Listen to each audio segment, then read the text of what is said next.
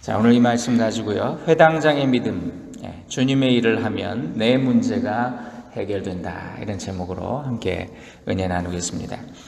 이 마가복음 5장을 보면요, 두 개의 사건이 맞물려서 이렇게 나옵니다. 먼저는 회당장 야이로라고 하는 사람인데요. 이 사람이 예수님을 찾아와서 제 딸이 병들어 죽게 됐습니다. 저희 집에 오셔서 안수해 주시고 기도해 주셔서 고쳐주세요. 그렇게 간구하는 내용입니다. 그래서 이제 예수님이 회당장 야이로와 함께 그의 집으로 가고 계셨는데 그 가는 도중에 한 여인이 12년 동안에 하혈병을 앓고 있던 한 여인이 몰래 예수님 뒤로 와서 내가 그 옷자락만 만져도 구원받겠다라는 그런 믿음으로 만졌는데 그 병이 낫는 예수님이 가던 길을 중단하고 예수님이 그걸 아셨어요. 그리고 누가 내 옷에 손을 대었느냐 그러시면서 그 여인을 고쳐주시는 그런 장면입니다. 저는 오늘 이 사건을 통해서 하나님께서 우리에게 주시는 교훈을 찾아보고 함께 은혜 나누고자 합니다. 첫 번째, 고난은 우리를 하나님께로 인도한다라는 것입니다. 여러분, 우리 인간으로 하여금 하나님께로 나아가게 만드는 것, 평안이 아니고 고난이에요. 교회 온 많은 분들을 보면 내가 너무 평안해서 감사해서 주님 만나러 왔습니다. 이런 분은 거의 없더라고요. 보면 내가 정말 세상을 위해서 열심히 살다가 이런 어려움이 닥쳤어요. 그래서 내가 주님 앞에 왔습니다. 이렇게 고백들을 하시는 거예요. 그러므로 여러분, 고난이 올 때 그 고난의 뜻이 있다는 거예요. 하나님의 섭리가 있다는 거예요. 고난의 의미가 뭔가? 예수님께 가라는 거죠. 하나님 주시는 사인이에요. 주님께 가라, 나아가라. 주님을 바라봐라. 주님께 간구하라. 그런 거죠. 우리에게 복을 주시기 원하시는 하나님은 때때로 우리에게 고난을 주십니다. 그 이유가 무엇이겠습니까?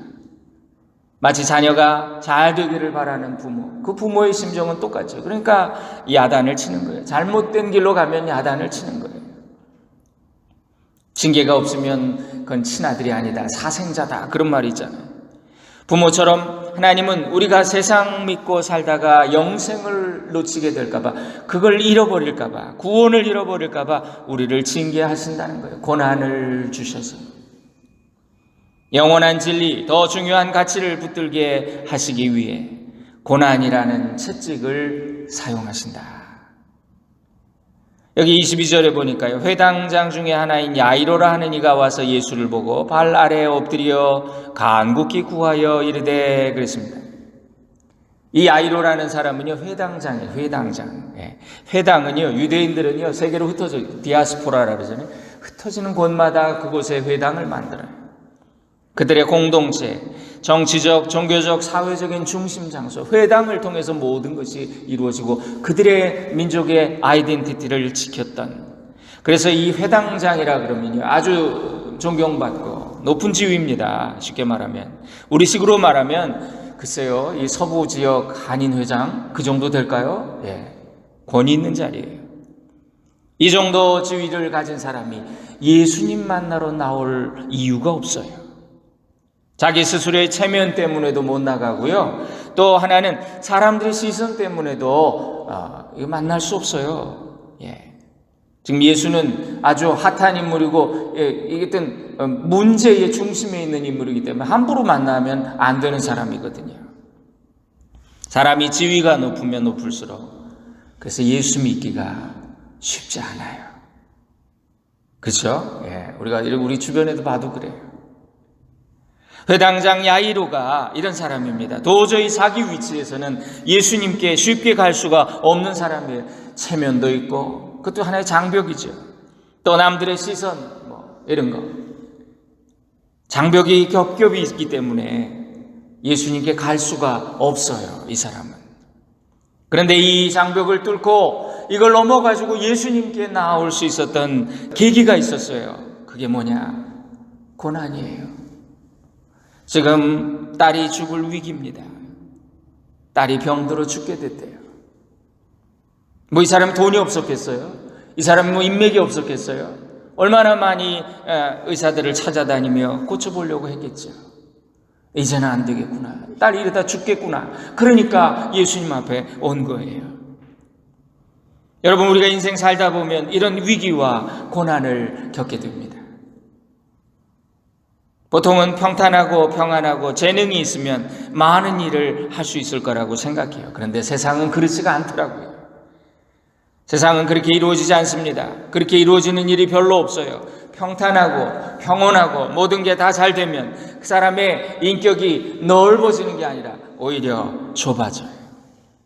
거기 상황에 매몰돼서 거기서 마치 마약에 취하듯 취해 있어요. 거기에 안주하려고 하고 절대 모험이나 도전하지 않아요. 현상이 유지되기를 원하기 때문에. 우리 인간의 본성입니다. 제가 환자들을 위해서 기도할 때마다 하나님, 우리가 늘 평안하고 또 좋은 일만 있고 늘 건강하기만 하면 우리 하나님 멀리하고 잊어버리고 떠날까 봐 이렇게 병을 주셔서 주님 앞에 엎드리게 하시니 감사합니다. 이런 기도를 해요. 여러분, 인생에서 재능과 은사보다 더 중요한 게 있어요. 재능 때문에 교만해지고 사람이 그렇죠. 은사가 임하면 그거 가지고 주님의 일 할 것 같은데 그걸 부담스러워해요. 그래서 나 방언 옛날에 받았는데요. 자꾸 일어나라 이게 혀가 꼬이니까 이상해가지고 무슨 미친 사람 소리 들을까봐 내가 안 했더니 방언을 요즘 못하겠어요. 그런 분들도 많아요. 여러분, 우리가 이제까지 한 번도 안 해봤던 일 해보는 그 순간이 언제입니까? 내가 한 번도 저런 인간하고는 상종하기 싫어 접촉하지 않았던 사람을 기꺼이 찾아가서 만나는 그런 때가 언제입니까? 한 번도 제대로 기도하지 않았는데 그 기도 제목을 놓고 간절히 주님 앞에 엎드려서 기도하는 때가 언제입니까? 바로 고난의 때라는 거예요. 목사는요, 새벽기도 하다가 새벽기도에 안 나오던 분이 갑자기 새벽기도 나오면 마음이 덜컹해요. 걱정이 돼. 저 집에 무슨 일이 있나 보다. 근데 동시에 하나님이 저분을 부르시나 보다. 그러면서 중보를 하게 되는 거예요. 하나님이 이분을 만지시는구나. 그래서 고난은 우리를 크게 만들고 우리로 하여금 믿음의 한계, 거기서 막 이렇게 뭐라 그래요? 박스권에서 그냥 노는 그런 믿음을 말이죠. 도약하게 만드는 그런 기회가 된다는 거예요. 믿음의 한계를 뛰어넘게 만드는 고난. 한동안 한국에 헝그리 정신이라는 말이 유행한 적이 있어요. 우리 한국이 이제 더 이상 헝그리하지 않잖아요. 이 말이 사라졌는데, 여러분, 어떤 사람이 스포츠를 잘하나 특히 격투기, 레슬링, 권투 이런 거 보면 예전에 그냥 우리 배고픈 시대에 그 챔피언 먹었어 엄마 막 이러면서, 근데 그 사람들 보면은 배고픈 사람들이라는 거예요. 그러니까 여러분, 이게 이 남을 때 또 이렇게 패가지고 힘으로 하는 운동인데 말이지, 이상하게 고기 먹고 갈비 먹고 이래야 이기는데, 이게 당연한데 경기 실제 결과를 보니까 배고픈 놈이 이기더라는, 굶은 놈이 이기더라는 거예요. 그래서 헝그리 정신이라는 말이 나왔어요. 이 역설이지요, 역설. 우리 삶 가운데서 하나님이 일하시는 방법도 비슷해요. 자기가 가진 힘으로 넘을 수 없는 그 한계, 그거를 고난이라는 계기를 통해서 하나님이 넘게 만드시더라는 거예요. 여기 하나님은 야이로에게 복을 주십니다. 그는 딸의 죽음이라고 하는 인생의 정말 절대절명의 그런 고난이 왔지만 그게 알고 보니까 복이었더라는 거예요. 이것 때문에 자기의 위치와 체면과 예수님께 가까이 갈 수 없었던 많은 장벽과 한계를 뛰어넘고 예수님을 찾아와요. 하나님께서 우리 삶에 왜 고난을 주시는가? 이유는 하나다. 나의 한계를 넘어 주님께 나오도록 하시기 위해. 밀러드 풀러라고 하는 분이 있습니다. 밀러드 딘 풀러라고 하는 분이 2009년에 세상을 떠났는데요. 그는 20대에 백만장자가 됐어요. 이 사람은 참 사업에 탁월한 수완이 있었던 것 같아요. 아이디어가 떠올라가지고 손대는 사업마다 성공을 하니까 돈을 막 너무 잘 버는 거예요. 돈 버는 일에 바쁘게 지내가지고 이제 어느 날 집에 늦게 왔어요. 그날 똑같이 집에 늦게 왔는데 와이프하고 애들이 없어요. 편지 하나 써놓고 우린 당신 떠나요. 그러면서 없어졌어요, 와이프가. 그래 여기저기 수소문을 해가지고 그렇게 찾아갔는데 와이프가 하는 얘기입니다. 당신과 나 고등학교 때부터 믿음 안에서 함께 기도하며 하나님 위해 살자고 우리 그렇게 약속하고 그렇게 서원하고 고교 커플인데, 근데 당신 변했어. 당신 돈 버느라 우리가 함께 기도하며 하나님께 서원한 거 다 잊어버리고 아내와 자식들 내팽개치고 당신 변했어. 이혼을 요구하는 거예요. 그는 지금 자기 인생에서 잘 나가는 게 무슨 소용이 있습니까? 가정이 다 깨졌는데. 그래가지고 회개하고 자기 줄에 서주신 목사님을 찾아가 기도를 받는데 이 목사님이 기도하면서 그런 기도를 하시더래요. 돈과 명예를 다 버려라. 네가 처음 사랑을 버렸다. 뭐 이런 기도를 예언적인 기도를 해주신 거예요. 그는 그 말씀에 순종합니다. 그리고 이 플러 부부가 그 전 재산을 선교단체에 기부하고 콩고로 갔어요. 그리고 거기서 선교사로 헌신합니다. 그들이 헤비타트 운동이라는 걸 시작했어요. 그걸 만들었어요. 헤비타트. 우리 한국에는 사랑의 집짓기 운동이라고 그러죠. 이게 세계적인 영향을 끼쳤어요. 이 플러라고 하는 사람이 이렇게 큰 간증이 있었습니다. 여러분, 인생에 찾아오는 고난과 한계 상황, 주님께 가라는 사인이에요. 고난을 믿음의 눈으로 보고 믿음의 능력으로 뛰어넘어서 하나님의 뜻과 사명을 발견하는 저와 여러분, 우리 모두가 될 수 있기를 바랍니다. 두 번째, 주님의 일을 하면 내 문제가 해결된다는 교훈이에요. 사명에 충성하면 내 문제가 해결이 돼요. 왜? 내가 주님의 일을 하니까 주님이 내 일을 해주시다라는 거예요. 여기 예수님께서는 야이로의 부탁을 받고 야이로의 딸을 고치러 그래 가자, 너희 집으로 가자 가고 계셨어요. 지금 어떻게 예수님 모시고 가는 거죠? 아주 공을 많이 들였어요. 굉장히 정성껏 체면과 눈치를 불구하고 이 정말 사회적인 지위가 있고 나이가 지긋한 이 회당장이 말이죠, 젊은 청년 예수 앞에 무릎을 꿇고 엎드려서 많이 간구했대요. 그렇게 해서 정말 공을 들여가지고 어렵게 예수님을 모시고 가고 있어요. 지금 딸의 문제는 너무 급해요. 가면서도 뒤에 따라가면서도 참 이 야이로는 종종걸음으로 갔을 것 같아요. 무슨 병인지 모르지만 여하튼 지금 딸이 죽어가요. 경각을 다투는 중한 질병이었나 봐요. 그런데 갑자기 방해꾼이 나타났어요. 어떤 한 여자가 12해 동안 하혈병을 앓던 여자, 그러니까 유대인의 율법에 의하면 여러 가지 정결하다, 불결하다 이런 것들이 이제 구분이 있는데 특히 하혈을 하면 그래서 생리가 끝난 여자는 뭐 7일 동안 이걸 정결케 하고 그런 예식들이 다 있습니다. 그렇게 해가지고 이 여자는 늘 하혈을 하니까 이 불결한 그런 율법에 의하면 그래서 공동체에서 소외되고 배척된 보잘것없는 그런 인생이에요. 그 마지막 지푸라기라도 잡아보겠다고 예수님 지나갈 때 내가 뭐 그분을 뵙고 그분을 만나고 그분한테 요청할 만한 그런 염치는 없고 나는 그저 몰래 가서 그의 뒤에 그 옷자락만이라도 한번 손을 대보고 싶다. 그러면 치유해 주실 것 같다.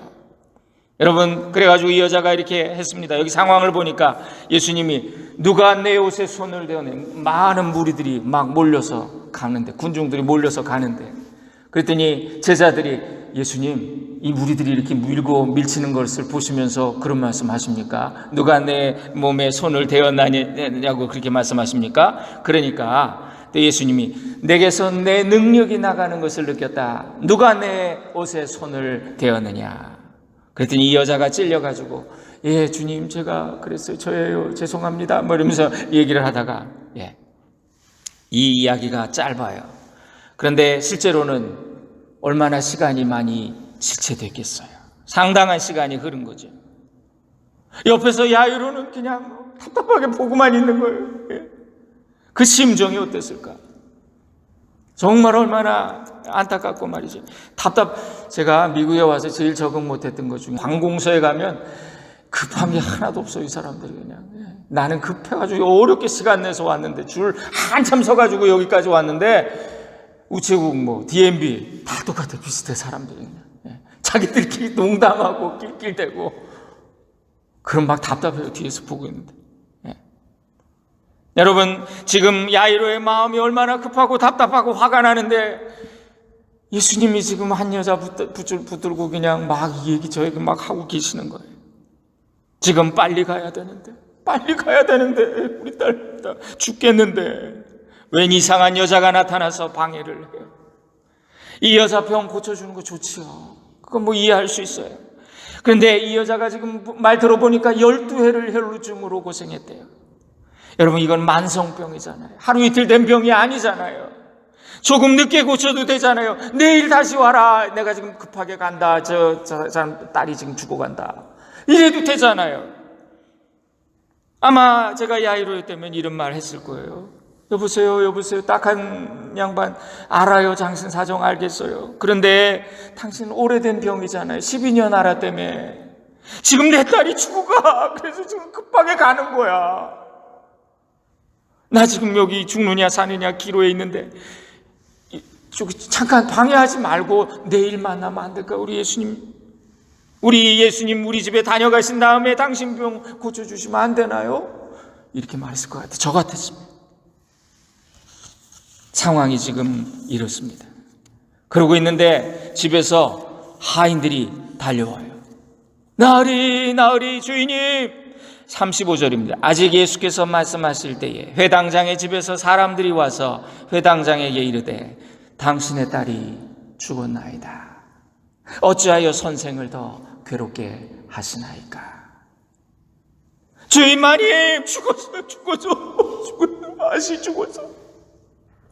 따님이 숨을 거뒀어요. 이제 소용없어요. 다 끝났어요. 예수님 가셔도 소용없어요. 그 말을 들었을 때 야이로의 마음을 한번 생각해 봅시다. 그의 마음이 어땠겠어요? 막 분노가 일어나지 않았겠어요? 예? 제일 미운 그 여자. 아이고 이 예편네야 당신 때문이야. 여기서 시간 지체하다가 우리 딸 죽었대. 이럴만 하잖아요. 그죠? 상황이. 근데 여기 성경을 보면요, 야이로의 모습을 보면요, 초조함이나 조급함이 나타나지 않아요. 그냥 묵묵히 가만히 있어요. 참 이 아버지도 대단해. 저는 이게 믿음이라고 생각해요. 믿음은 상황이 변했다고 흥분하지 않아요. 예수님께서 야이로에게 말씀하십니다. 야이로가 두려워하니까. 예수님 그 마음 다 아시죠? 모르시겠어요? 예수님 뭐라 그러셨냐면 두려워하지 말고 믿기만 하라. 두려워하지 말고 믿기만 하라. Don't be afraid. Just believe. 여러분 성경에 보면요, 두려워 말라, 믿기만 하라. 위기의 순간마다 하나님이 주시는 말씀이에요. 믿음이 무엇이냐? 한마디로 정의하기는 좀 힘듭니다. 그런데 믿음이 있는 사람에게 나타나는 특징이 있어요. 두려워하지 않아요. 초조해하지 않아요. 믿음이 없을 때 나타나는 현상은, 그러니까 대표적인 게 뭐냐면 초조해. 걱정, 근심, 불안. 이번이 마지막일 거야. 이거 아니면 안 되는데. 이번에 이걸 놓치면 내 인생 끝인데. 여러분, 그러다 보면 눈에 보이는 것이 상황이 전부가 되어버려요. 이건 믿음이 아니에요. 보십시오. 여기 하나님께서 우리에게 꼭 필요한 것을 주시려고 마음먹으면 뭘 못 주시겠어요? 하나님께서 무엇을 하시려고 하면, 그것이 급한 일이라고 하면 어떤 방법을 통해서도 하나님은 하실 거예요. 안 하시겠어요? 근데 중요한 건 이것입니다. 지금 내게 중요한 무엇인가가 있고 목표가 있지만 거기에만 매달리게 되면 아무것도 변화되지 않아요. 그보다 먼저 주님이 하시는 일이 있다는 거예요. 주님의 관심이 어디 있느냐, 그거에 우리가 초점을 맞춰야 된다는 거예요. 그걸 못 보면 우리는 내 문제만 보기 때문에 분노하게 되고 초조하게 되고 화가 나게 되고, 내 딸 먼저 고쳐달라고요, 내가 어떻게 왔는데 여기, 이렇게 된다는 거예요. 우리가 주님을 따를 때 꼭 이런 일이 생겨요. 내가 정말 작정하고 잘 믿어보려고 하면 문제가 생기고. 제가 소식을 들었는데 교회가 필요해가지고 이렇게 직분자들을 세우고 그랬는데, 그래서 지금 필요하니까 장로 맡아달라고 장로님을 세웠는데 장로님이 장로가 되더니 한 달 만에 교회를 나가버리셨어. 내가 생각한 장로가 아니네요, 그러면서. 여러분, 우리가 주님 따를 때 이런 일이 꼭 생겨요. 작정하고 믿어보려고 그러면 문제가 생겨요. 내가 막 어렵게 결심해가지고 11조 해야지, 그러면 막 그 다음날 돈 쓸 때가 막 생기고 말이죠. 내가 이제부터 주일 안 빠져야지, 그러면 꼭 주일날 급한 일 생기고, 또 저녁 예배 드려야지, 새벽 예배 가야지, 막 이렇게 하면은 꼭 일이 생기고, 뭐 안 오던 손님이 오고. 잘 믿어봐야지, 그러면 꼭 시험이 와요. 야이로는 이렇게 어렵게 믿음의 길을 나섰는데 상황이 자꾸 어려움 쪽으로 가는 거예요. 결국에는 그러더니 하인들이 와가지고 늦었다고, 따님이 돌아가셨다고, 이런 얘기를 하는 거예요. 절망의 소리가 들린 거예요. 끝입니까? 이것이 끝이 아니라는 거예요. 성경에 보면 기적은 언제나 야, 끝이구나 하는 그 순간에 기적이 일어나요. 막다른 골목에서 이스라엘 백성이 아픈 지금 홍해 바다입니다. 뒤를 보니까 이미 뒤늦게 애굽의 군대가 바로가 군 전차를 이끌고 추격해 옵니다. 우리 영화 볼 때 모래먼지 일으키니까요, 백성들이 말이죠 놀래가지고, 야 이놈 모세야, 우리 다 죽었다, 이제 끝났다, 막 이러고 있는데 모세 한 사람만 믿음이 있어가지고 말이죠, 너희가 오늘 본 애국의 군대를 다시는 보지 못하리라. 너희는 가만히 서서 여호와께서 너희를 위하여 행하시는 구원을 보라. 그 10개 영화 보면 불기둥이 나타나서 군대를 막고 밤새 바람이 불어 이 새벽녘에 홍해가 갈라지는. 여러분, 하나님이 바닷속에서 길을 내실 줄 누가 감히 상상했겠어요? 우리가 믿는 하나님은 능력이 무한한 분이십니다. 하나님은 우리 인간처럼 한계가 있어서 당신이 가지고 있는 어떤 에너지를 말이죠, 힘을, 능력을 말이죠, 이걸 여기다 조금 쓰고 여기다 조금 쓰고 나눠야 되는 분이 아니세요. 하나님은 무한하신 능력의 하나님이십니다. 하나님의 방법은 그래서 눈으로 보지 못하고 귀로 듣지 못하고 사람의 마음에 생각지 못한 방법으로 이루어진다. 아브라함의 믿음 보세요. 아들을 잡아 바치는 순간에도 하나님은 죽여다가도 살려주실 것을 믿었기 때문에 그는 기적을 경험합니다. 대부분의 믿음이 연약한 사람들은 그래요. 하나님의 일과 내 일을 나눠요. 그래서 하나님이 이만큼, 하나님의 일 90 정도 하면 난 이제 10 남았으니까 요거 가지고 내일 해야 되잖아. 아유, 안 돼. 하나님 그냥 50%. 아유, 그것도 부족하겠네. 하나님의 일은 10%만 하고 나머지 90은 내 일을 해결해야 돼. 우리는 이렇게 합리적으로 생각해요. 근데 믿음의 법칙은 뭐냐? 하나님의 일을 전적으로 하면, 하나님의 일을 100% 하면 내 일도 100% 이루어지더라는 거예요. 왜냐하면 내 일을 하나님이 해주시기 때문에. 항상 이런 게 얼마나 많아요. 믿음의 조상들 가운데 언제 자기 일 가지고 연연했던 사람들이 있었나요? 하지만 그들은 자기 문제는 다 해결했어요. 왜? 하나님이 해결해 주셨어요. 예수님께서 산상수훈에 말씀하시기를 너희는 먼저 그의 나라와 그분의 의를 구하라. 먼저 구하라. 그리하면 이 모든 것을 너희에게 더하여 주시리라. 이것이 주님의 방법이지요. 여기 야이로의 딸을 살리시는 모습을 통해서 믿음을 배우게 돼요. 인간의 시각과 판단으로 우리가 초조해하지 말고 믿음의 눈으로 보면 평안이 온다. 사실 우리가 자식들 문제 참 고민돼요. 어떻게 정도가 없고 자녀 교육과 자녀가 다 잘 되기를 바라요. 근데 어느 날 내가 할 수 없다는 걸 깨닫는 그 순간에 주님, 내 새끼인 줄 알았고 내 자녀인 줄 알았는데 주님의 자녀라는 걸 인정합니다. 주님 앞에 드립니다. 이 아이를 책임져 주세요 라고 하는 그 순간에 나에게는 평안이 오고 그 아이에게는 형통이 오겠지요.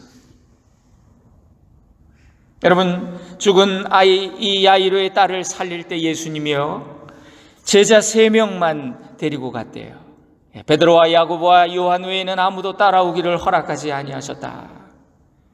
여러분, 예수님이 이제 그 상갓집에 막 다들 곡하고 있었잖아요. 그럴 때 그 집에 가서 예수께서 아이가 죽은 것을 보시고 너희가 어찌하여 떠들며 우느냐, 이 아이가 죽은 것이 아니라 자고 있다, 이렇게 말씀을 하셨어요. 그랬더니 여기 보니까 그들이 비웃더라. 여러분, 여기 그들 모두를 다 내어보내신 후에 그랬어요. 그들이 누구예요? 말씀 듣고 비웃었던 자들. 여러분, 뭘 말합니까? 하나님의 아들 예수 그리스도께서도 믿음이 없는 자들과는 함께 가실 수가 없다는 거예요. 함께 일하실 수가 없다는 거예요. 그래서 비웃는 자들, 부정적인 자들, 믿음이 없는 자들 다 내어보내셨다. 주님은 언제나 믿음이 있는 자들과 함께 일하세요. 오늘도 이런 믿음으로 주님 앞에 서는 자들에게 주님은 말씀하십니다. 아들아, 내 믿음이 크도다. 딸아, 내 믿음이 크도다. 내 믿음대로 될지어다. 오늘 주신 이 말씀을 깊이 묵상해 봅니다. 고난은 나를 주님께로 인도하는 기회가 됨을 깨닫고 우리 인생 항로에 풍랑이 오죠. 예. 순풍도 있지만 정말 이렇게 스톰이 오듯이 그렇게 풍랑이 와요. 그런데 찬송가에 이런 찬송이 있습니다. 예. 큰 물결 일어나 우리 두려워하지만 그러나 그 바람을 인해서 나는 더 빨리 갑니다. 주님 감사합니다. 이런 찬양이 있어요. 또 주님의 일을 하면 내 문제가 해결된다는 이 진리를 깨닫고, 여러분, 우리 인생이 한 번뿐인데요, 속히 지나갈 것입니다. 이 땅에서 그리스도를 위한 일, 내가 정말 이것을 해도 저것을 해도 허무하고 아무것도 남는 것이 없지만, 후회되지만, 그러나 영원히 남을 일이 무엇일까? 주님의 일에 헌신하는 우리가 되기를 바랍니다. 그때 주님이 우리의 일을 해결해 주실 거예요. 오늘 여기 야이로와 같은 믿음으로, 오늘도 아브라함 같은 믿음을 가진 자 아브라함을 따라 복을 주신다. 야이로와 같은 기적을 체험하는 우리 모든 성도님들 되시기를 주님의 이름으로 축원드립니다. 기도하겠습니다. 사랑하는 주님, 하나님이 허락하시는 고난이 나를 더 겸손하게 만들고 나를 더 절실하게 만들고 내가 더 큰 믿음을 갖게 만들어 결국은 그 화가 변하여 복이 되고 내 한계를 뛰어넘는 기적을 체험하게 하시니 감사합니다.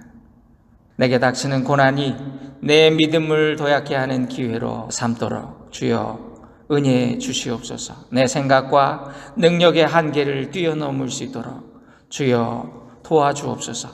주님의 일에 헌신하기 원합니다. 주를 위해 남을 돕고 주를 위해 남의 일을 하고 주를 위해 남의 자녀들을 돌볼 때 주님은 내 일을 도와주시고 내 가정과 자녀들을 이끌어 주시며 우리 교회를 돌봐주신다는 것, 우리 모두가 경험하고 간증하는 성도와 교회 될 수 있도록 주여 은혜 베풀어 주옵소서. 예수님의 이름으로 축복하며 기도 올립니다. 아멘.